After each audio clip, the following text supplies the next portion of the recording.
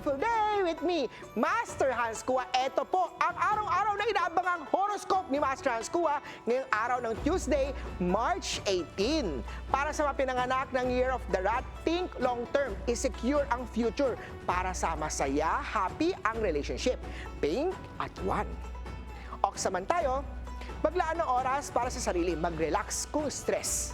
Yellow at 5. Kay Tiger naman tayo, ang pagtitipid ay magbibigay daan sa financial security. Orange at 4.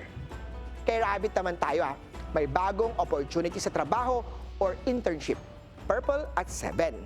Kay Dragon, maganda ang panahon para sa pagbuo ng bagong friendship. Red at 2. Kay Snake naman tayo, bigyan ng oras ang pahinga sa gitna ng busy schedule. Red at 3. Ito naman! Kayo of the Horsey, gumastos lamang para sa mahalaga. Ipon-ipon bago luho. Blue at 6. Kay Ship naman tayo, regular exercise is the key para mapanatiling energetic. Green at 8.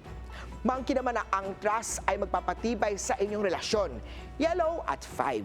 Rooster naman tayo, huwag matakot, ipakita ang nararamdaman. It will strengthen your bond. Pink at 9. Kay Doggy, mag-ipon para sa pangarap tulad ng bahay at kotse. White at 1. At kay Pig naman tayo, magandang araw, i-pitch ang ideas sa trabaho man or sa school. Orange at 7. Ako po, si Master Hans Kua. Paalala lang ito po ay mga patnubay lamang.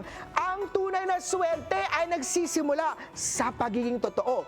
Abangan ang horoscope of the day dito lang sa It's a Big